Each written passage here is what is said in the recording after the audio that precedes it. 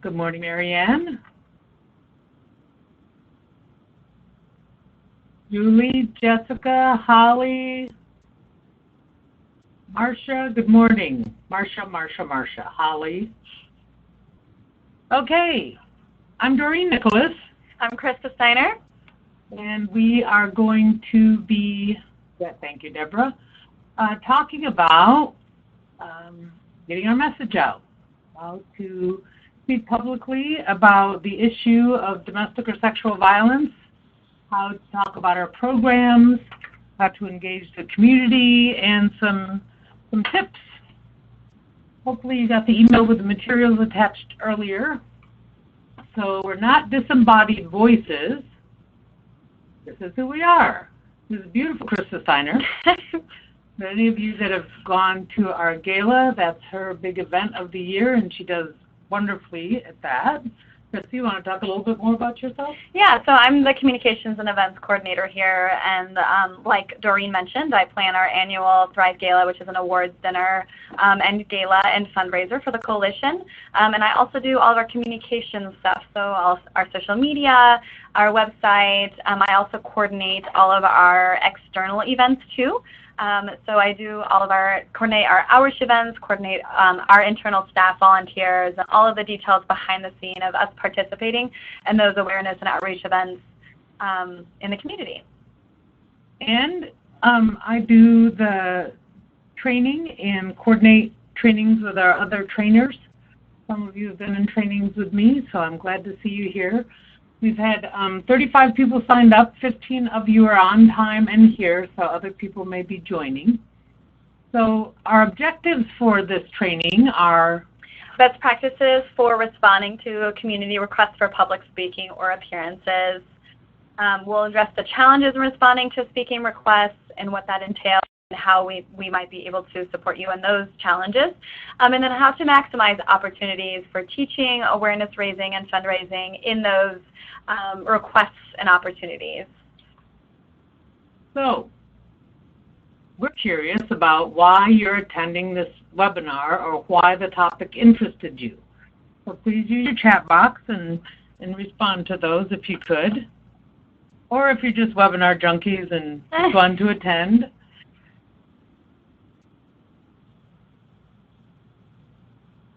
So we'll give you a couple minutes.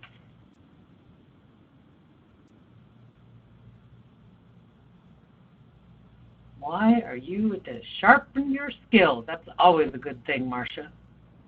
Open the tips, spreading the information. Great, Marianne.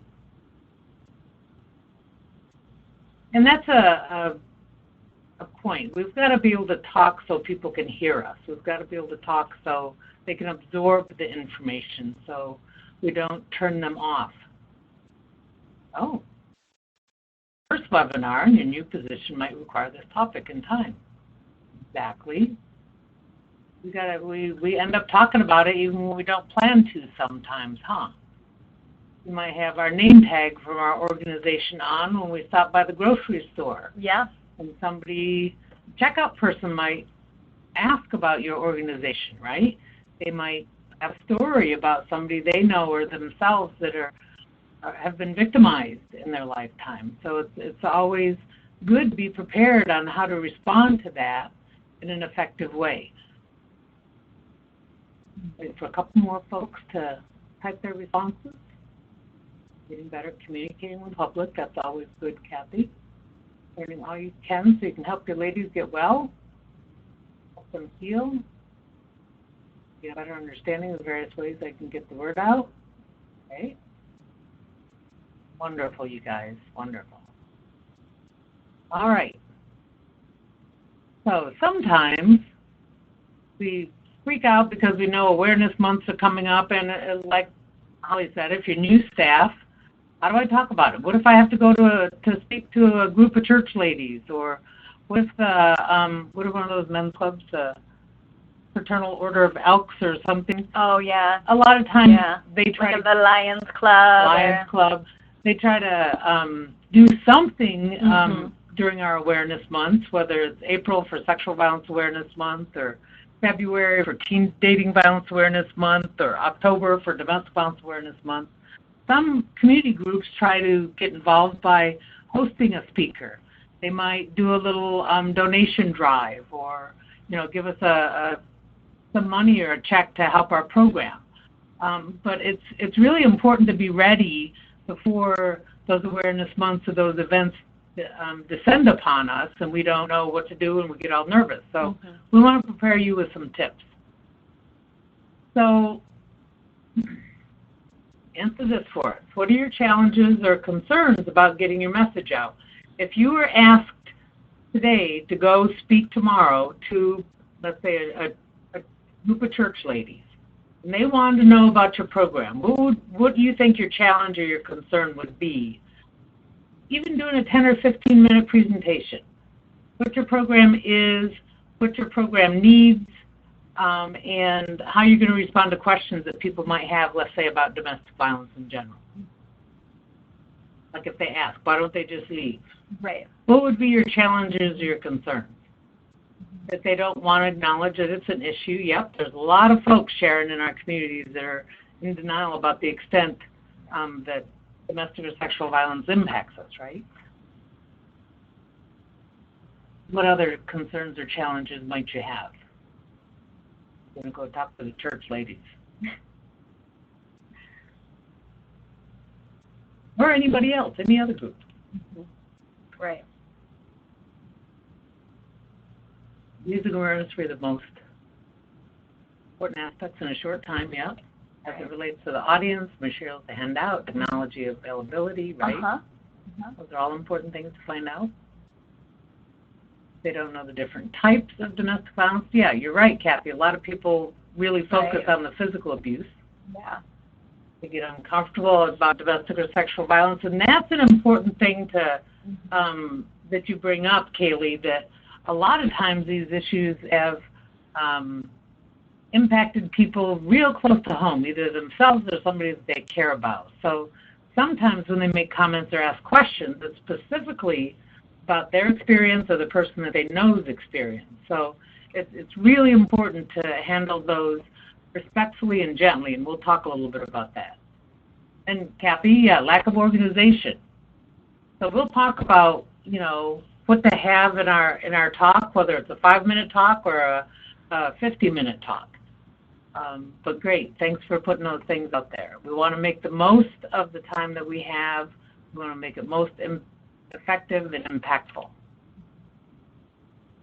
So anybody want to share any experiences, positive or negative, that you've had with public speaking, whether it was as a kid in school or currently in your job or your position, or any other experience that you might have had?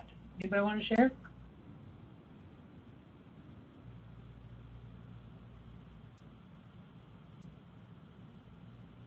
Have you spoken in public? Ever?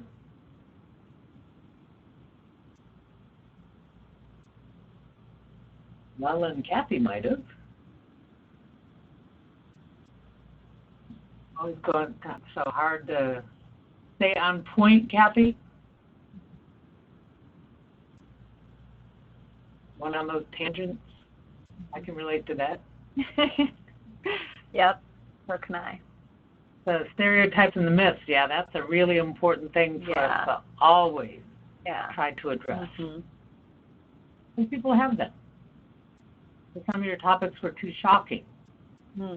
Youth are most open and receptive, Yeah. Many times they don't like to talk about it, but this is the thing to keep in mind, Marcia. If they've asked you to come and talk about it, say it's a request from a group, then they want to talk about it to some degree. The degree is what you find out when you're there usually. Right. So we always try to co-train or have other staff at a lot of our presentations, especially if we think there might be a lot of survivors in the audience. So if we're going to a Candlelight Vigil, for instance, it's always a good thing. It's not always possible, but it's a good thing to have more than one staff there. So in case somebody falls out and needs to take some time and maybe get a little bit of advocacy, then we can continue on with the event, but have that person there for support. Right, Marianne? So any specific experiences that you've had speaking publicly?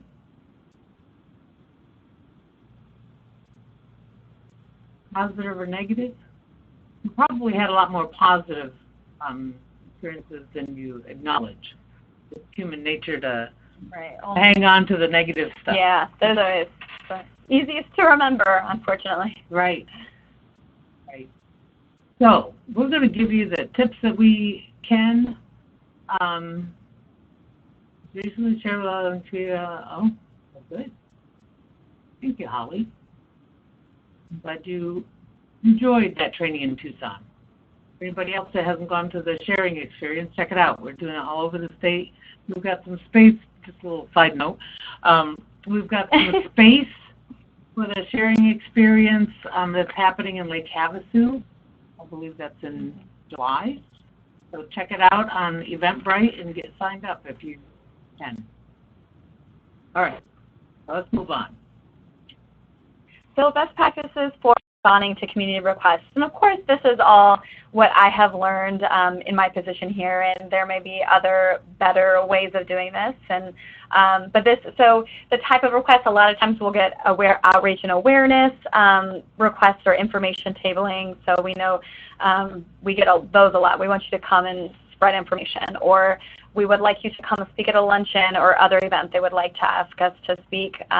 We also get a lot of requests for a survivor to come and speak, and so a lot of times we will, for the asking a survivor to speak, we're fortunate to have our Share Speakers Bureau, which is made up of survivors, and Erin Callanan coordinates that committee, and they have training tools and do a lot of speaking engagements, and they have their message honed in on too. So I'll refer them to that if they're to Erin if they're asking for a survivor, or a lot of times we get a request of accepting a donation. So we raised money for you, and we'd love to come and meet you, and for you to accept that donation. So whether it's monetary, clothing, they've collected items, they've collected teddy bears, or whatever a group has done. We get requests for those to come in. Those are really great, and it's really, they're really thankful to see us as a face, and it's a really nice thing to share with them the impact of their donation in person and what that means for, those that we serve and the community members. And so that is definitely explaining how the donation will be utilized. That's what they definitely want. So when they're like, we'd like you to come accept a donation and speak to us, really, if they don't say the words, they want you to know, they want to know how you're using that donation. So, it's easy to say like, oh, well, these children's socks will be used for the children on their feet. It's easy to be specific with that. But you can be really specific too. You can make a point, like with the teddy bears, for instance. These teddy bears are going to be so helpful for the kids when they come into the shelter, because they're usually so disoriented and upset. Right. So you make a comment. You make a comment like that, or the socks. You don't know how many people come in, to our program with just the clothes on their back. So these socks are going to be so helpful. So just a one-liner like that can make a big impact on the person donating. If you have some survivors in your communities, good morning, Berlina, I'm glad you made it.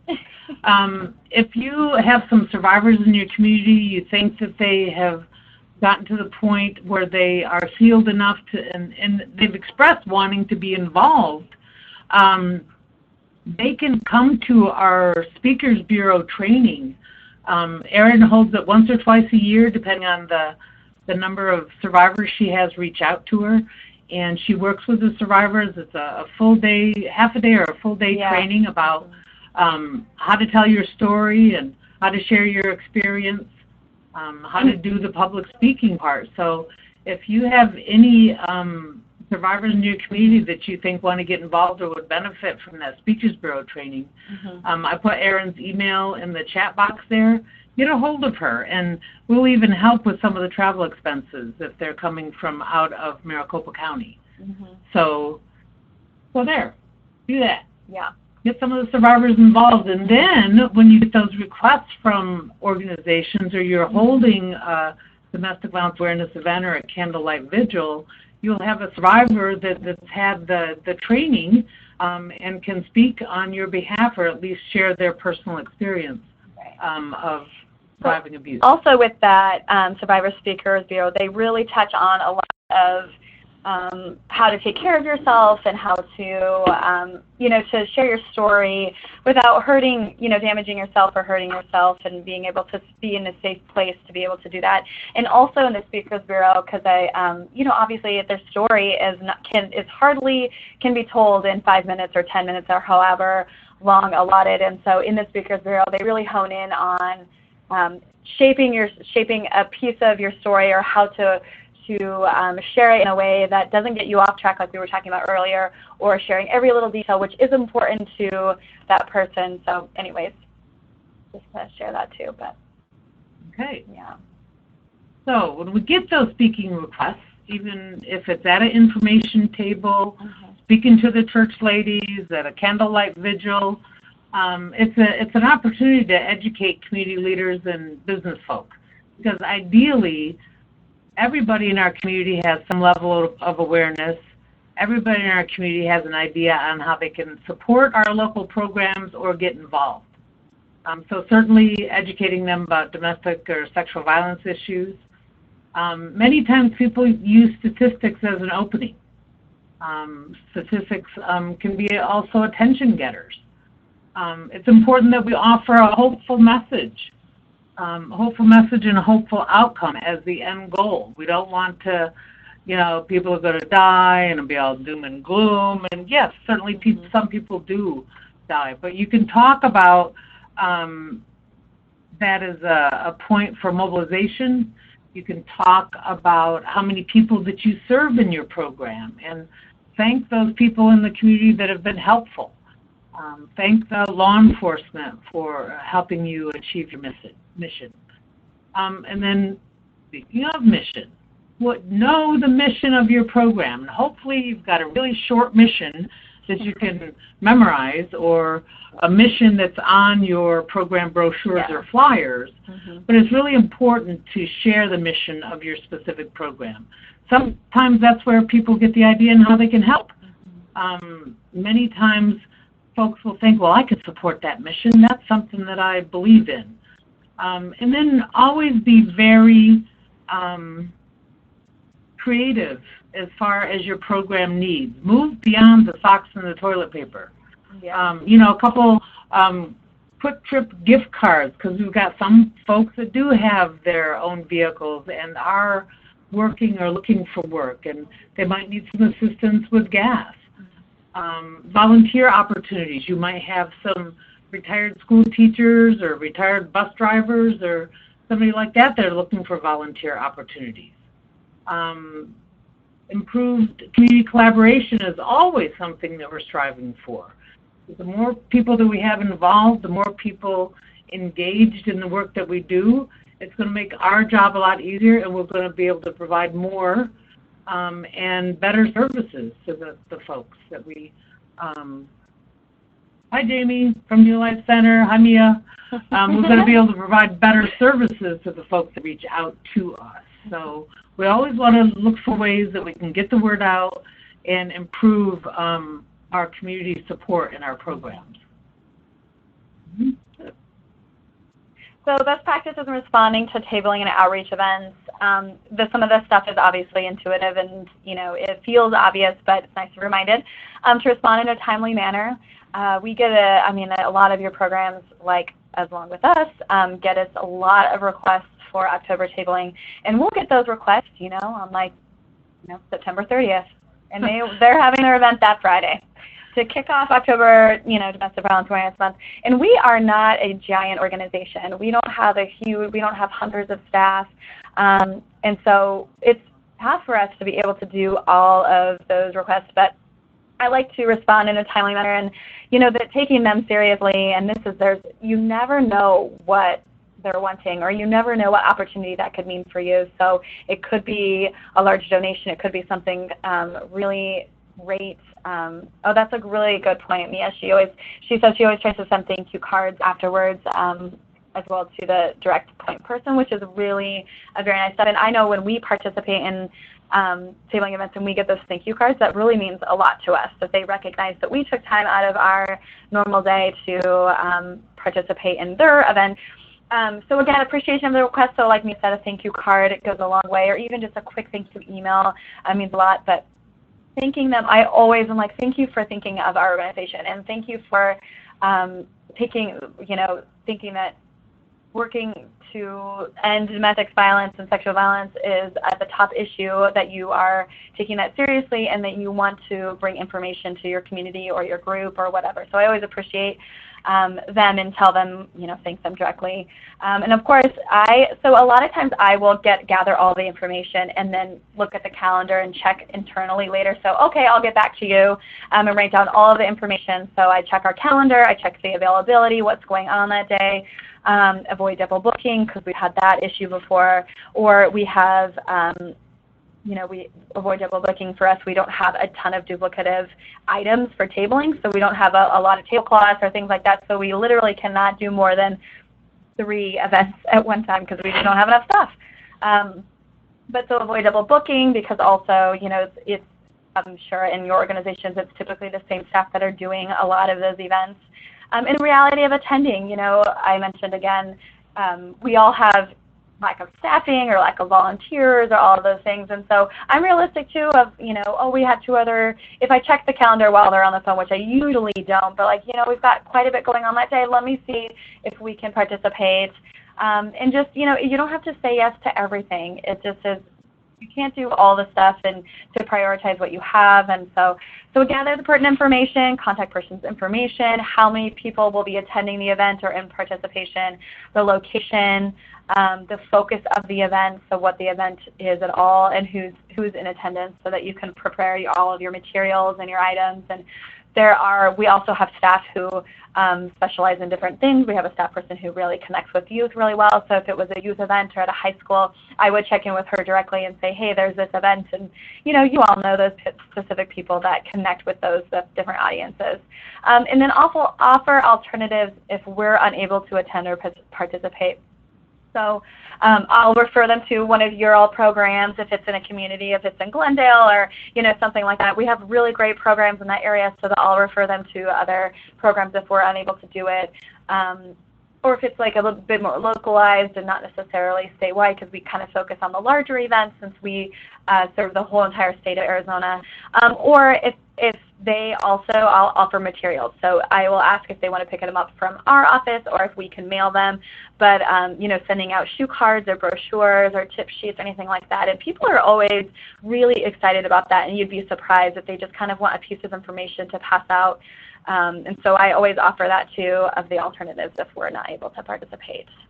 So another thing about us not having a really large staff and a lot going on in our during our awareness month, many times we'll check with them. Have you, and especially like if we get a request from Payson, we'll ask them if they've checked in, for instance, with Timeout Shelter to see if anybody's available. So that's why it's really important that you guys have you or a couple of your staff at your program that are available and comfortable speaking in public to help us meet those requests, because it makes a lot more sense for the local program to fulfill the request, especially if it gives you an opportunity to garner some more support or donations for your program. So that's a really important reason for y'all to get comfortable with speaking about your program, speaking about your mission, and speaking about the issue of our work to stop domestic and sexual violence. Okay, so we talked about some of this stuff, some of the challenges in responding or fulfilling requests. For you all, I mean, we've grown a lot as a coalition, but your programs many times are small. You don't have a lot of staff availability. Sometimes you can't take the time, or the cost involved to travel to a speaking request.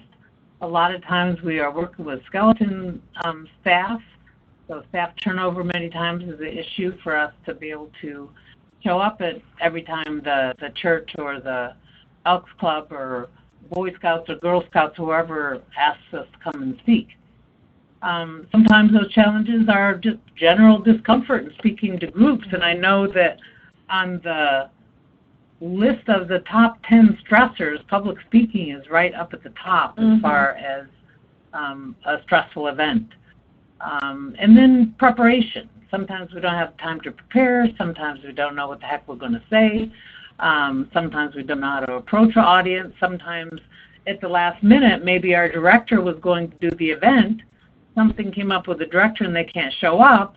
So they just kind of toss the information your way and say, could you please go speak for 10 minutes to this group of ladies down here at the library. And then you freak out and you don't know what you're going to do or what to say, but take some time to think about, if you got a request like that, how would you handle it?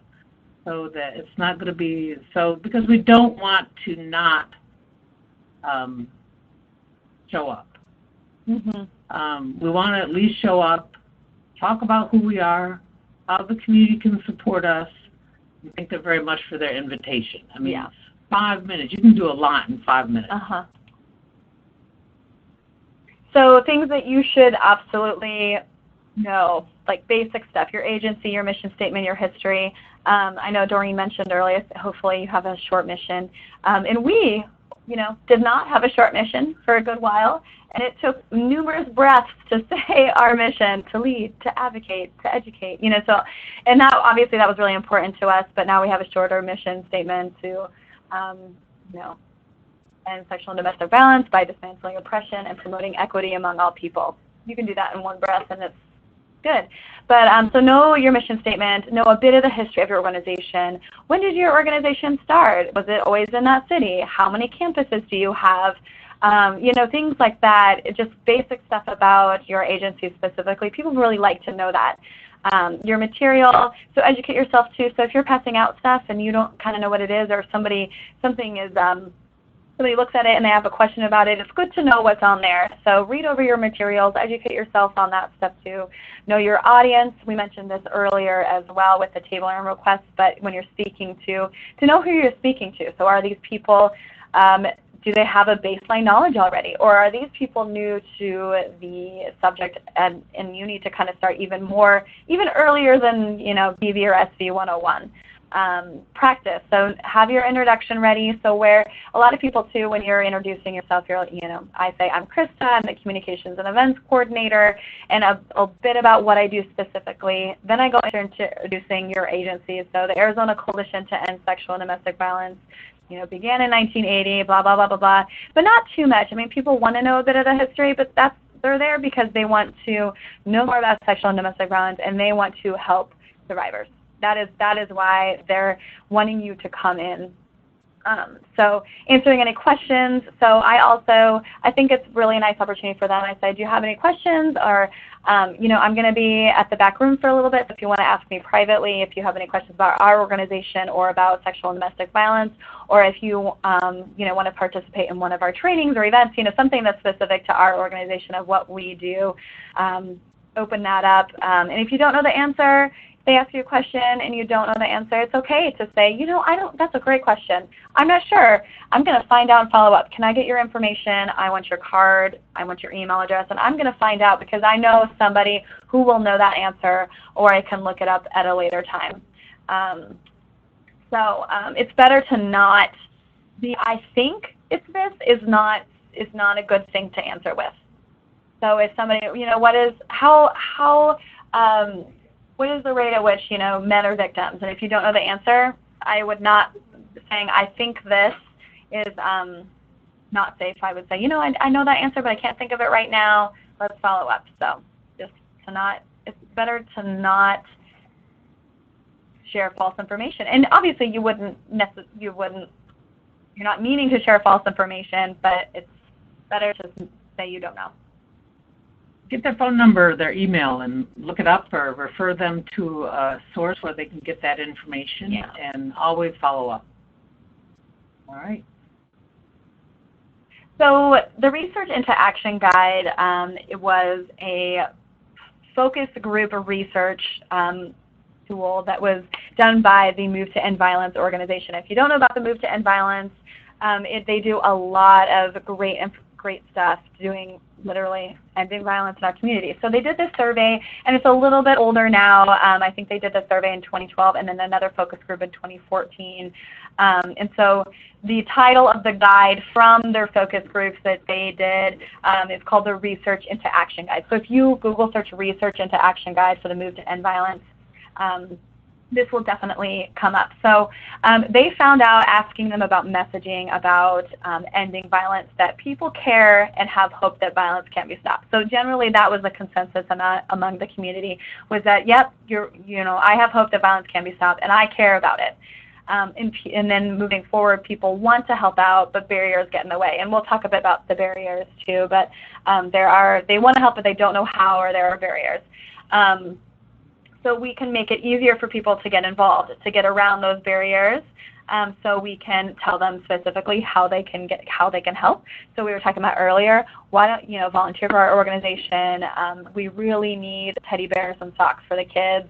We really need something, specifically how they can help. Right now, we're really trying to fund this program, and we are not able to do that.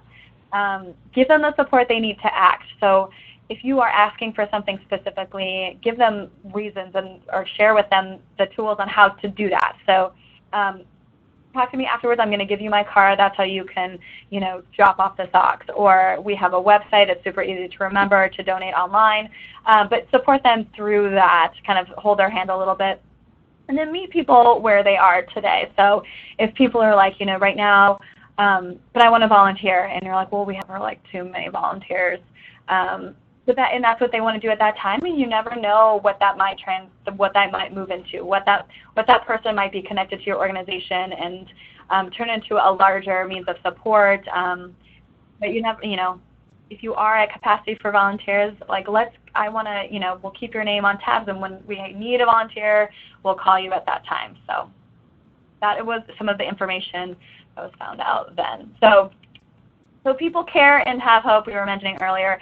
They surveyed in its focus group, so 53% of all adults feel personally connected to the issue of violence against girls and women. And this messaging, too, was focused on girls and women, and we know that there's violence against men and boys as well, but that was their messaging in this focus group specifically. So they feel personally connected to the issues of that. And 68% of all adults believe addressing violence should be a priority, but only 22% of all adults believe it's the top priority. So they're like, yeah, it's a priority, but then there's other things that I feel like, 22% of them think that there are, they do think, sorry, I worded that incorrectly, that 22% think that it is the number one thing that we should be focusing on, that it's the top priority in ending violence. And 76% of all adults feel hopeful that we can end violence against girls and women. So that's really nice to hear, that 76% of the community does think that we can move to a place of equity and equality, and that we can end it. So some of the barriers that are getting in the way of them not being able to move forward with, so barrier number one, many other issues are competing for attention. So 55% of the people that they surveyed agree that ending violence against girls and women is important, but other issues are more important. So, obviously we're sharing space with a lot of other great causes and organizations and things that are important. And, a little over half of people think other issues are a little bit more important. Barrier number two, they don't know what to do. So 68% feel they need to know more about what they can do to prevent violence against girls and women. So they're just kind of at a loss of like, yes, this is a top priority, but I don't know how I can participate in this cause, and I don't know what to do. So when you're developing information for what your program needs are or your volunteer opportunities are, be really specific and have a wide range of ways people can get involved, from the easiest way to writing a check to doing hands-on work like reading stories to children or tutoring or driving folks to appointments and any number of opportunities in between. Yeah. So that, when you're have a volunteer application, have a section where they can identify their skills and have volunteer opportunities linked to those skills. Sometimes if we lay it out for folks, they can see their way clear to get involved if they have an idea of what they could do. Right. And that's also part of the meeting the people where they are that we had mentioned earlier. So barrier number 3, taking action can be intimidating. So 63% think getting involved can be emotionally draining, and they feel unprepared for how to handle it, which we know too, and we had mentioned this when we were talking about the challenges of that people, can be triggered or they're upset or the information upsets them and they just end emotionally draining. And I know recently I went to a high school reunion, and when you say what you do, I always, I joke about that. I'm like the party downer. Like, well, you're about to get a bit sad. So people do one of three things, which I know you all experience this too. They either share and disclose with you information about them themselves have experienced violence or somebody close to them, which I think is really incredible that they feel safe they can share that. Or they slowly walk away. They kind of awkwardly back up. Oh, that's interesting. And just all of a sudden they've disappeared. You're like, well, that conversation just ended right away. Or the third one is they are like, wow, that's really incredible. And then they also sometimes get frozen with that. So we know what that's like when we share what we do just in the community at family gatherings or at a friend's party or a wedding or something like that. So, but that's how other people feel too. They just think it's, can be emotionally draining. So that brings another point. Let me go back just a second. Make sure for volunteers or when we give folks different ways that they can get involved, really make sure you've got a good volunteer orientation or volunteer training for them. If they feel better prepared when they get involved, they're more likely to last longer or stay around longer with your organization. So making it easier for people to get involved, and Doreen mentioned some of this too. People are most willing to, so this was kind of on the sheet too, but people are most willing to talk to children about healthy relationships. So they're comfortable with that. So they feel like that is a space that they're safe to, to do that. They also they're okay with signing a petition. And I know that sounds silly, but sign a petition, email a legislator or something like that. But they're like, okay, I can do that. And they're also most willing to share information and conversation with family and friends.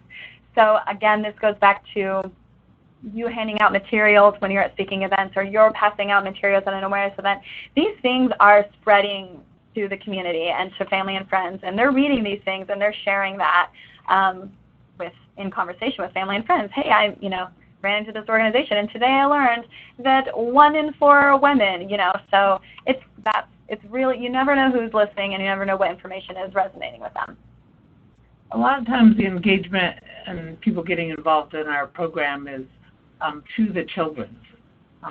So a lot of folks believe that we should teach kids appropriate ways to behave, and that will create the long-lasting change. That's where a lot of people see the hope of the change happening. The public generally believes that education of youth is a way to make a long-standing change by breaking the cycle of violence and talking about healthy relationships more. So a lot of people really feel comfortable engaging through children. And then, keep in mind, our churches and schools are really a place to educate children and parents about nonviolence and healthy relationships. So just think about your communities, think about how engaged the schools and the churches are in the work that we do, and maybe figure out a way to get in there and at least make the churches and schools aware of your program, see if there are some avenues for engagement, but many times that's a good start for getting folks more involved. So keeping on this, thinking of people that get involved, people are least willing to attend a meeting. So I know for us too, we have a lot of committees, and And when I'm, when I'm talking to volunteers, and I'm like, well, we have this committee you can participate in, and they're like, oh, okay, well, what else do you have? So people, that is how we have our collaboration piece that is so important. But they don't really want to attend a meeting. That sounds flat for them. And then when you're directly asking them, like, well, they're also least willing to donate money. And I think you can word that in a better way than, like, would you donate money?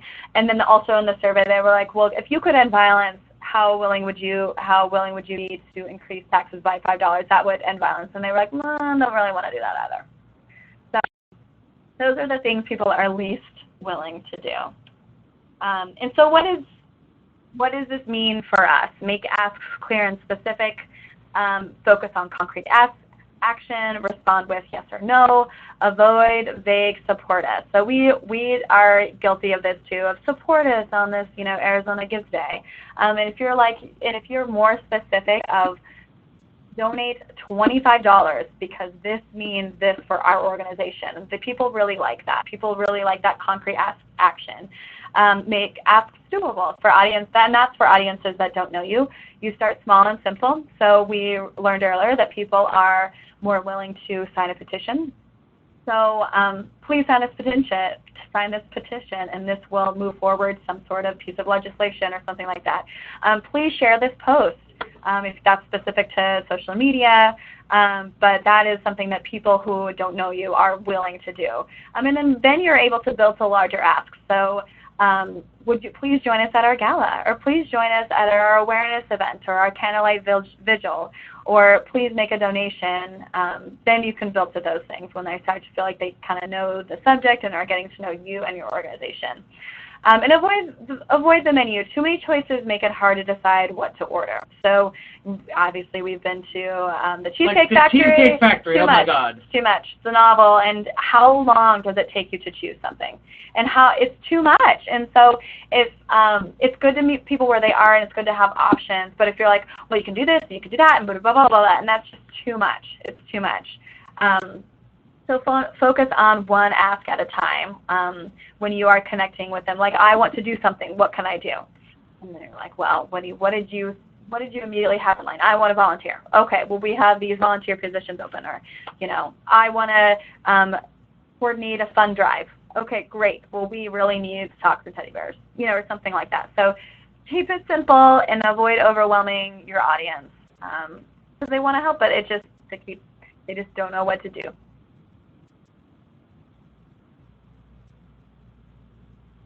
So if your audience is new to the issue, I don't know why that's falling off the slide. But that is falling off.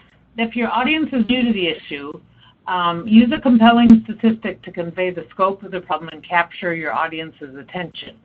So if you want some help with that, we've got our impact of domestic violence and impact of sexual violence on our website that you can download and make as many copies as you want for that. But that's got some really good statistics locally, from the Center for Disease Control and from the National Network to End Domestic Violence. So just to tag onto that too, so this goes back to knowing your audience too. So if you know that you are speaking in front of parents, using a compelling statistic that includes children is really incredible. So kind of tailoring that statistic to your audience, I think, has far more impact than if it was just a general statistic as well.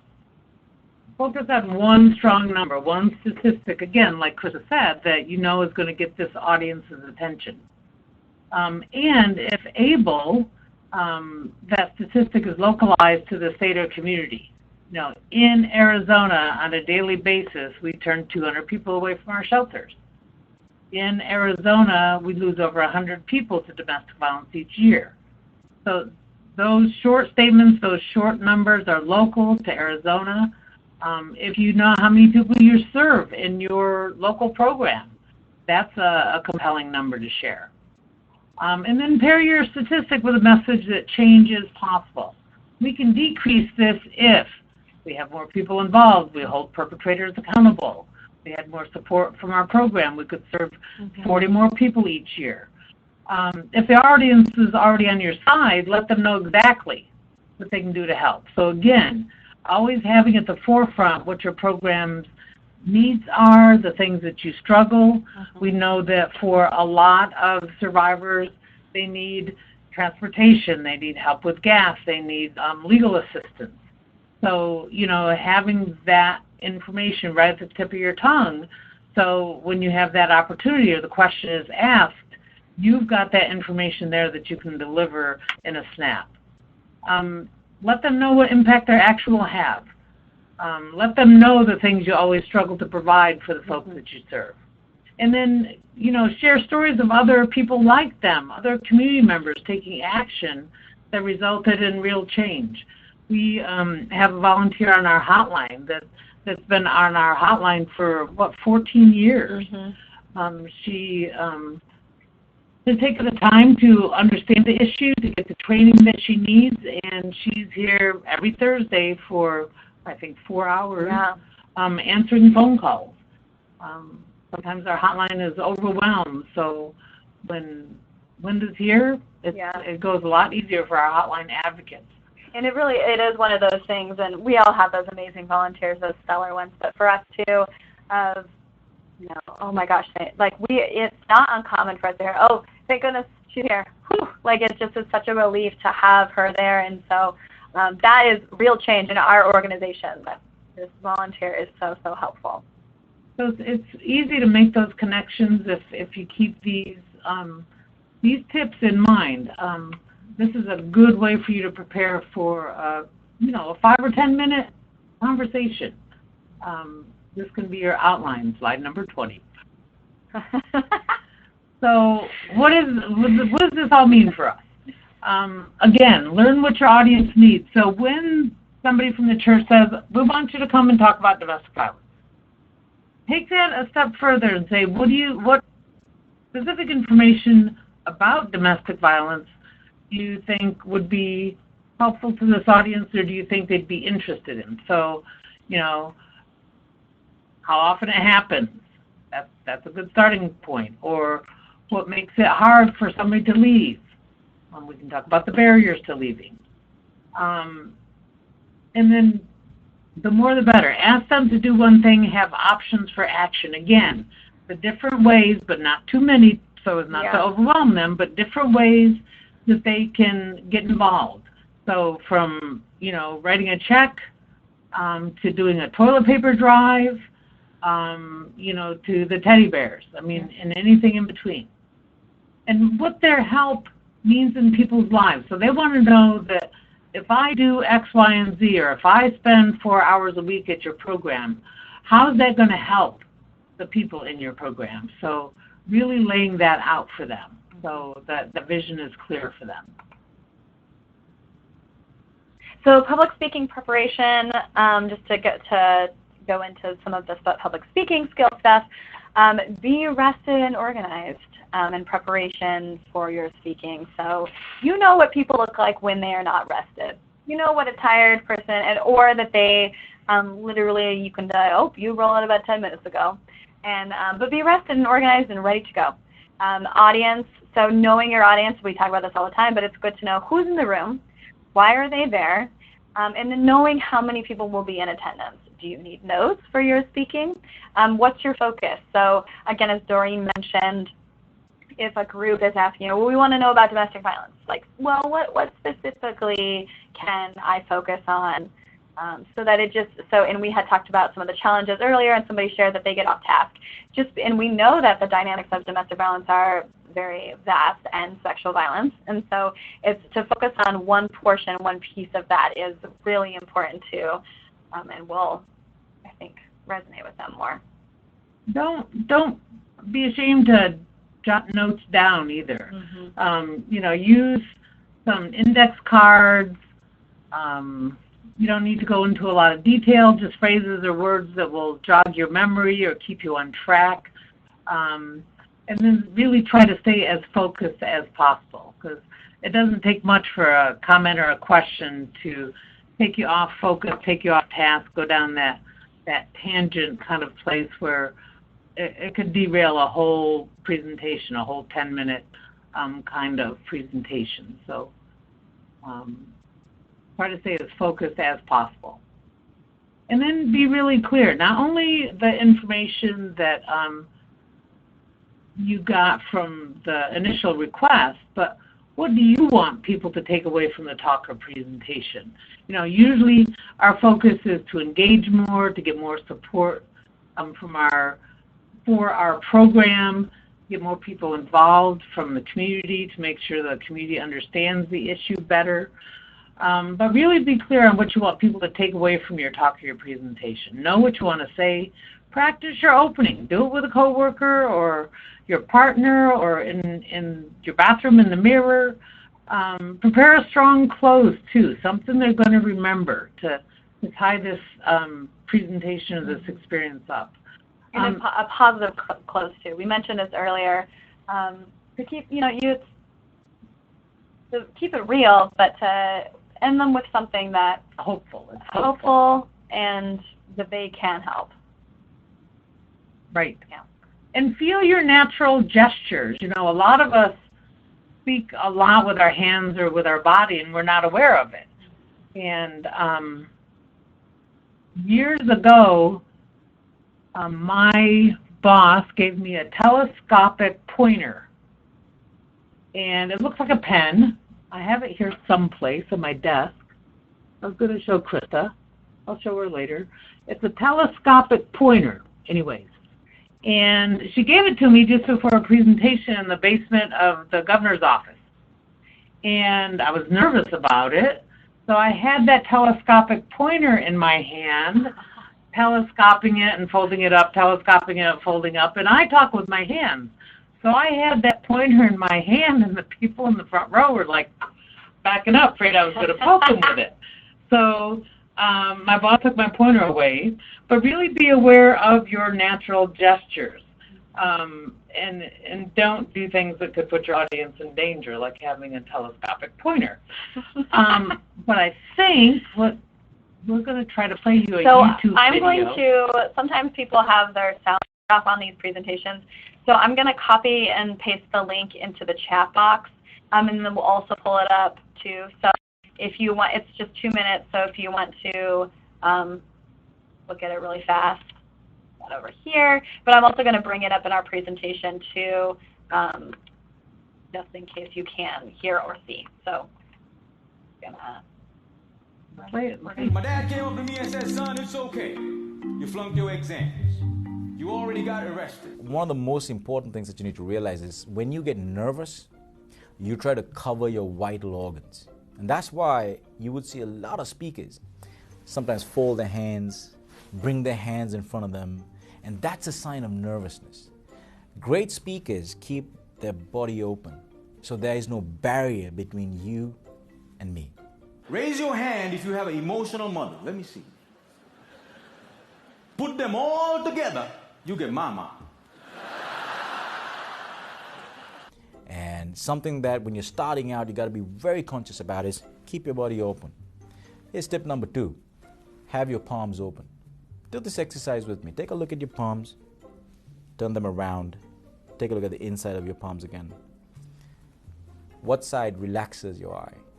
If you really concentrate, when you look at the inside of your palm, your eye relaxes.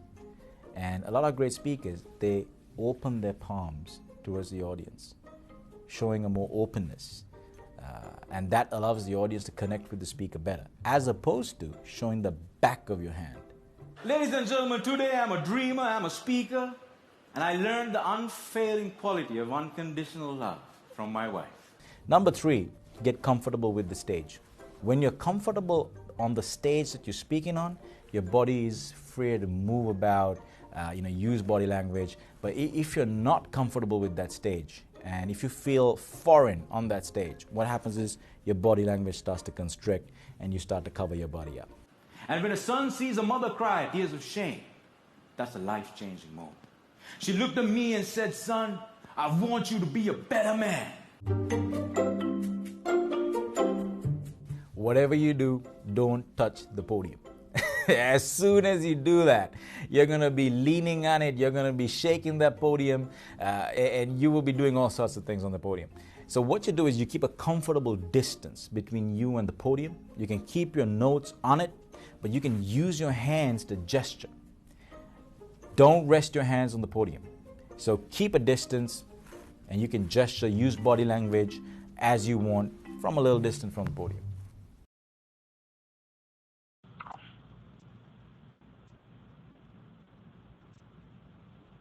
Okay, did you guys hear that? Interesting, Marcia said. Did you hear that okay? Good. It might be helpful to watch it again, too. You've got some really good tips. He's a good speaker. There's some real simple stuff that we can practice or try to remember. Podium is your safety blanket, though. Oh, Sharon, step away from the podium. Okay. All right. So before the event, really important to check in with your contact person.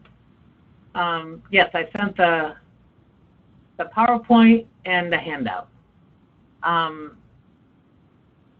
The link is in the PowerPoint if you're talking about the video. But I did send an email out with the PowerPoint and this other document that we're going to review in a minute. So make sure you've got the contact information for the person that made the request. Make sure you know where you're going, you have the right directions. A lot of us use the GPS on our phones. That's cool, but directions are very important. Verify the start time and how much time you have. Ask about how the room is set up. If you're not familiar with the place that you're doing the presentation. And it's really important to get there a couple minutes early, too. Maybe I'm jumping ahead. Yeah. Arrive early, at least 15 minutes. Again, it's really important you sent the materials ahead of time to make sure they had it. That's good, Mia, especially if you have a questionable copy machine and they're going to make the copies for you. That's awesome. But if you found out how many people, you want to make sure you bring brochures or business cards or safety cards, those kind of things. Make sure you have enough. Nothing irritates the crowd more than not having enough material. So make sure you have enough. I always take more than enough just to make sure. Some people work at offices where they want to have that material available. So it's important to have extra stuff. And then take a glance in the mirror. Make sure you don't have lipstick on your lips or toothpaste on your cheek, or, you know, that you haven't smudged your mascara, that your hair is not in disarray, that you're tucked in appropriately. But take a glance in the mirror before you start your presentation. When you get there, 15 minutes too will give you enough time to use the restroom if you have to. But it's really important to do those last minute checks. You're going to talk about what to wear. Oh, I'm going to talk about, okay. Clip art provided by Doreen, just putting that out there. What will I wear? Something that's similar but slightly more formal than what your audience may be wearing. I think this is a really good point. You want them to take you seriously. You want them to take you seriously. So being a little bit more formal than your audience is a great point to make. An outfit you like and feel good and comfortable in. So it's, again, with your natural gestures, if you're moving around a little bit more, or I know I have some blazers that can be really tight around my shoulders, and those, as while they look good, they're good to like stand straight up in, but I like talking with my hands they do not look good in. So, but you want to feel good in there, and then you're comfortable in it as well. Something with a collar and lapel in case you have to wear a microphone. It's easier to clip it on that versus if you're wearing like a flowy blouse or something like that. It's easier to do that. And that is information you most likely would know ahead of time if you're asking about what is the presentation setup like? Do I need to be mic'd? Do I need to be anything like that? So, yeah. But, if an outfit you like and feel comfortable in, and back to that, so those heels on the top right of this What Will I Wear page, while they look good, you might look, while they look good and you might feel okay in them, sometimes walking in them does not look okay. And you've seen those people that you're like, oh, that hurts, or that looks funny to walk in. So just to be conscious about that and your movement and what things that you wear do while you're doing those things. So the more comfortable you are in your outfit and your shoes and whatever you're wearing, the more natural and real your presentation is going to be. Mm-hmm. So that's just the simple tips to keep in mind. So like your presence, are you more comfortable? Do you feel more authentic when you're sitting, standing, or walking and talking? So, try to know that about yourself so that you can use that mode that's best for you. Stay alert, emote positive, good energy. So this goes back again about, being well rested, stay alert. When you're positive and when you have good energy, that is contagious. When you have flat energy, that's also contagious. People can tell if you want to be there or not want to be there. Be aware of the time. Have the host or someone give you a time signal. So if you're somebody who is chatty, I'm pretty chatty. The time signal is a good thing to see how you're doing and how much time you have. Or if you're like, I want to leave the last 5 minutes for questions, and it's nice to have that, know what your timeline is going to be.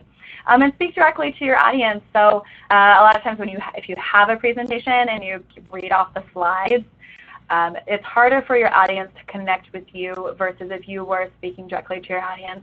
So if that means that you're printing off your slides and have them kind of in front of you, but you're directing the slides to that's better than looking back at that giant, projection of your presentation. If it throws you off to look into people's faces or their eyes, look at their hairline, look at their forehead, look at their shoulder. So you're speaking directly to them, though. Sometimes we look down at our notes or a pad of paper, index cards. The volume drops and we get mumbly. So it's really important to have your notes or your index cards positioned where you can read them without them losing the audio that you have. Your presence also, you are in a position from the first word that comes out of your mouth or the way you introduce yourself to create a mood. It's important to be warm, to be friendly, to be encouraging and respectful, and really get in touch with what genuine compassion sounds like when it comes from you. Really know what that sounds like. Treat every question you're asked with respect. It might be rude or inappropriate, but it is an awareness-raising moment. It is a teaching moment. If you're aware that there are a lot of misinformation, a lot of myths, a lot of stereotypes out there about domestic or sexual violence, then these rude or inappropriate questions or comments aren't going to make you as defensive or take you off guard. Just remember it's an awareness-raising moment. Remember it's a teaching moment. To treat every question you're asked with respect, to take every comment with respect and use that to sometimes adjust an attitude with the way you respond. You don't want to set it up so they're defensive, you're defensive, and we don't get any play. Be aware of their response. Are they restless or falling asleep? Are they listening closely or are you losing them? Are you speaking too fast or too slow? It's important, again, to check your rhythm. Vary your voice. When we were doing this presentation, we had this fine conversation about upspeak. And I'm like, what is upspeak or what is vocal fry? So she had to give me an example. Right, and we won't touch with this. We won't touch on this super long. But upspeak is when you basically end each sentence with a question. So, I went to the store and I picked up some carrots for my salad, and then I went to my car and I came home and then I realized I forgot my salad dressing. Can you believe that? So it's just like ending that up like that. And that's a bit distracting, and it's a bit of a younger person thing I'm seeing. But just to be conscious of, if you are that upspeak person, it is a bit distracting and it's hard to follow along also with the rhythm, because everything's a question. It's just hard to keep it going. So to be conscious about that, and if you do have to speak, it doesn't mean you're a bad speaker. Just to be conscious about that. And then vocal fry is also something kind of the younger people are doing. Back in the day, it was all about, this Valley Girl kind of a thing, and everybody was saying like this and like that. Well, now it's a bit more of this vocal fry, which is this lower voice that your vocal cords are kind of smashing into each other, and that gurgly sound. So I think the best example that you have heard, maybe you have heard, but the Kardashians all speak in vocal fry. So it's that lower thing like this. Oh my God. Yeah, and it ruins your voice. So so another thing, just to be conscious of your voice. And a lot of times you can't help what your voice is doing, so I get that too. But those are things that you can make changes with. And so to the point, speak loudly, softly, possibly slowly if you're needing to make a point. And Doreen is the best at this. She allows for spaciousness if she makes a point that is, you're thinking about, and she allows for a bit of quiet space in the audience, and it is very, it's good. She's good. That pin can drop, and she. Thank you, Krista. It's good. I was not aware I did yes, that. Yes, she does. It's good. Okay. So, some tips. Be ready. Again, take the time to prepare. It's sometimes that one presentation can save a life, change a life. It can impact your program in positive ways, so be ready. 10 minutes, things that have changed in our communities with a 10-minute powerful presentation. We've gotten supporters on board with that. We've gotten what we need to keep our programs open. Be sincere. Show your heart or passion in a measured, genuine way. Share a positive story about your program, an individual, and we've always got to remember, if it's about an individual, maintain confidentiality. Don't share anything where that person could be identified, especially in our rural or smaller communities where everybody knows everybody. But, give an outline of a positive story, something positive happened for somebody that you serve. And have something to leave them, whether it's a brochure, your website, a pen, a ribbon, a donation envelope, or an action or an involvement idea. One of the things, too, that it's really important, and this is one of the things we sent to you, we got this from the National Network to End Domestic Violence, one of our wonderful organizations. Are we going to make it bigger? I think it will zoom in over there. Okay, right there. Right there? Okay, we're going to zoom it in a little bit. Yeah. Oh, that's a little bit too big. A little bit go. Smaller. Okay. So it's really important, being that victim blaming is one of the huge issues in our communities that really blocks us from getting further in the work that we do. We've got to be prepared to make strong statements like abuse is never the victim's fault. We've got to stop victim blaming. How can we shift the culture away from blaming the victim and instead blame or hold perpetrators accountable? Like asking, why does the abuser choose to abuse? So then talking about holding offenders accountable. We've got to lay out how that perpetrator is harming their partner, harming the community. We've got to stop excusing behaviors like using this boys will be boys kind of messaging. So don't blame the victim, hold perpetrators accountable. Think of different ways that you can, I guess page 2, okay. Think of different ways that we can do that. Talk more about healthy relationships.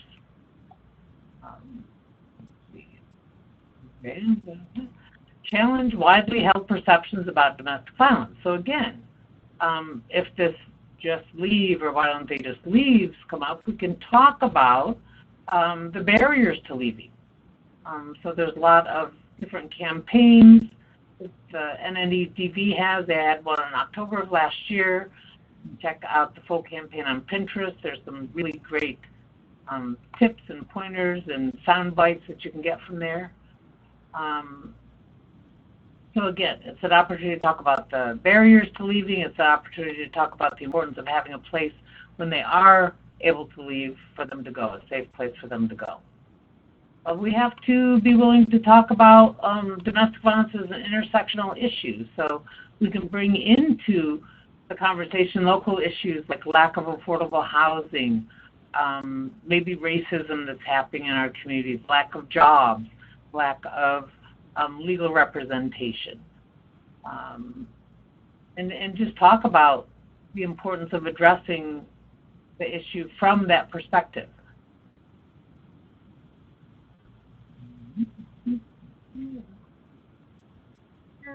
Understand that abuse is rooted in power and control. So when people might make a mention about it being an anger issue, not an anger issue, because they're not doing this usually with anybody else except their partner.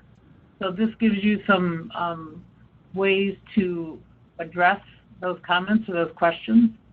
And then it's really important to trust the survivor's perspective. And, you know, don't portray yourself as an expert on domestic or sexual violence. It's really important for us to put survivors front and center as the experts on these issues, the experts on what's happening in their lives, the experts on what they need. So position them this way. Question the way media portrays domestic violence. In a lot of our communities, we do this all the time. We follow domestic or sexual violence stories in the news, online. When we can and when it's appropriate, we will challenge the author or the reporter on the way they've portrayed this case, especially when they sensationalize it or victim blame. So either our director does that, or I'm not sure what Jesse's position is, she does that. One of us will do that so that we make sure it's more accurately reported. If you are from a smaller community, have a local hometown newspaper, that might be a really great connection, is to raise awareness among the local reporters. They'll also be there at your events. They'll be there and help you get the word out about any fundraisers or any other efforts that you have going on. So not only hold them accountable, but give them some really good information so they can more accurately report on the issue. All right, let me move. Okay, I'm moving the wrong bar. Bear with me, folks. Communicate that domestic violence is not a private family matter. We know that domestic violence rolls outside of those family homes. It can become a workplace violence issue. It can be a danger on the street, especially if somebody is left. You know, they'll go to a workplace to try to find their partner. We know that sexual violence is not a private matter. We know that that is a struggle for people in our military and college campuses, in the workplace, etc. So these are different points that we can make when we're talking about these issues. And really root the conversation in equality. When we talk about domestic violence, sexual violence being power and control issues, we can talk about how the inequality amongst races, amongst gender, how that really plays into it. So, again, a lot of good talking points for some of these issues. And then always leave folks with ideas that they can educate their friends, their neighbors, their family members. If they're a supervisor, you know, for instance, at a job or a workplace, they can double check their policies and procedures to make sure that they're up to date on how to respond if a worker is a perpetrator or a victim. We've worked with the City of Phoenix for the past 3 or 4 years on updating their policies and procedures on how they can be more responsive in the workplace to domestic violence. And what's interesting is this directly connects with the research and the focus groups that we had discussed earlier in the webinar. We were talking about what people are most likely to do, and they are okay with talking about that with their family members and are okay with talking about it with their children. And so we were talking, this is something that you can help in this action education. We can end this, and so this kind of connects with some of the other points that we were making earlier. And this tip sheet is good because it also leaves some resources, gives us some resources we can leave with the audience or the group that we're talking to. Certainly always give our legal advocacy hotline as a resource, the National Domestic Violence hotline number, 1-800-799-7233, or the word SAFE. NNEDV has a list of state or territory coalitions. There's a resource for technology safety that a lot of people really freak out when they start digging into that. And then laws and legal remedies, you can find more information from that at womenslaw.org. So, and obviously this is focused on domestic violence because the National Network to End Domestic Violence did this, but there's a lot of crossover to talk about sexual violence and sexual assault too for those programs. I'm glad you're happy with that, Marcia. Okay, so there you go. Tips for you, and just keep in mind that we are here for you. If you need materials, we can link you to different materials. MoveToEndViolence.org, that research into action guide that we had on a few slides, you can look into that for some more information. If you need support, we will give it whenever and wherever we can, even if it's just a little bit of direction or a little bit of a rah, you can do this, just remember to breathe kind of message before you speak. Information, handouts, brochures, lists, those kind of things, we have it or we know where to find it. A lot of the things you can get on our website and just print them out at your, however you're able to print them out. And if you need some direction, we'll do our best. Some organizations do provide free tabling materials.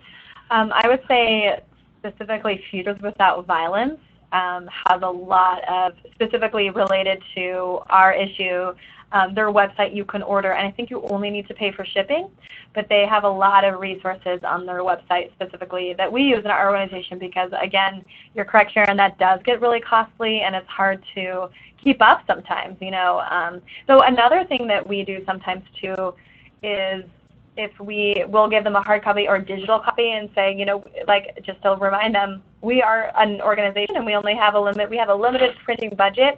So here's a digital copy. Feel free to print this on your own or in your own business or organization. So I'll do that as well.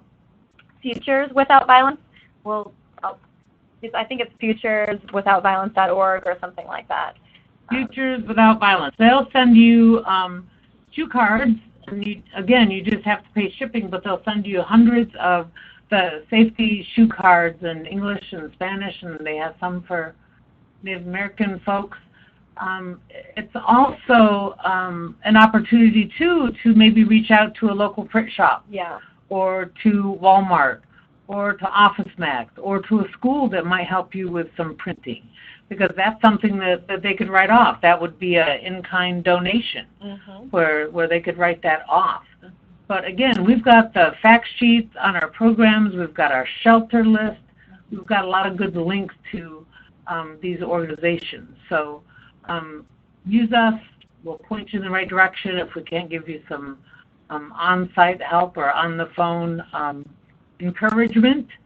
But we need you guys to keep up the conversation about domestic violence, to meet some of those requests that we have for community representation.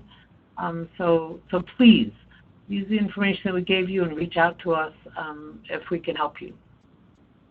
So speaking of that, these are our emails. Amazing. So that was a great segue, Doreen. So let us know if we can help specifically. So again, I am the communications and events coordinator here. So if you have any questions about how I coordinate or field our requests, let us know. If Doreen can be of assistance when it comes to training or education or messaging specifically on that end of things, check in with her. And we had mentioned Erin in our Speakers Bureau, so if you want us to directly connect you with her, we can do that as well. But yeah. Again, keep in mind, email her. This is going to be on YouTube like last year. Yes, ma'am, it is. We got it recorded. So if you have survivors, we've got to get more survivors involved, and especially those ones that have healed to that point where they want to get involved. Being a survivor speaker is a great way for them to take their power back, break the silence, etc. So get a hold of Erin. I put it in the chat box earlier, Erin at ACESDV.org, which is like just in my email, but Erin, E-R-I-N. And send some survivors, support some survivors to go through the Speakers Bureau training, and then you'll have that much more help or that many more options when it comes to those awareness events and those speaking requests. So we will upload this to our YouTube channel. If you know some other people that wanted to be here but missed it, point them in that direction. And I think we're doing this again in November. We are doing it again. It'll be even more fun. So if people want to come back or anything like that, and yeah. When we end the webinar, you should get an automatic thank you email. In that email, there's the link for the survey/evaluation. Please fill that out. After you fill it out, then send me an email for a certificate. I'll send a certificate. Just be patient with me because I'm catching up from other webinars and other trainings on the certificate. But I will eventually get it to you. So take care, you guys. We will talk to you soon. Thank you for all you do. Thank you, we guys. Appreciate you. Bye-bye.